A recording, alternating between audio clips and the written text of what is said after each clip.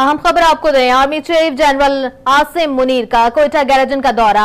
Army chief को योग के इलाके में होने वाले हालिया दहशतगर्द हमले में आपको बताते चलें कि उससे मुतालिक ब्रीफिंग दी गई है और आर्मी चीफ ने जख्मी होने वाले जवानों की अकीदत पेश किया है, उनकी यादत भी की है।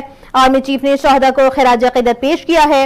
ISPR का कहना है कि अफवाज पाकिस्तान को अफगानिस्तान में TTP की महफूज पनागाहों पर शदीद तहफ़्फ़ुज़ात हैं। पाकिस्तान में दहशतगर्दी की कार्रवाइयों में अफगान शहरियों का मुलव्वस होना बाइश तशवीश है। उम्मीद है अफगान अबूरी हुकूमत अपनी सरजमीन किसी के खिलाफ इस्तेमाल नहीं होने देगी। ISPR के मुताबिक दहशतगर्दों के खिलाफ ऑपरेशन बिला इम्तियाज जारी रहेगी।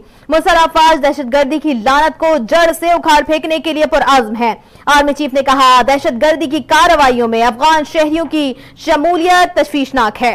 इस तरह के दहशतगर्द हमले नाकाबिले बर्दाश्त हैं। इन हमलों पर सिक्योरिटी फोर्सेस की तरफ से मौसर जवाबी कार्रवाई होगी। मुसल्लह अफवाज को अफगानिस्तान में TTP की महफूज पनागाहों पर तहफ़्फ़ुज़ात हैं। तवक्को है अफगान हुकूमत अपनी सरजमीन को दहशतगर्दी के लिए इस्तेमाल करने की इजाजत नहीं देगी।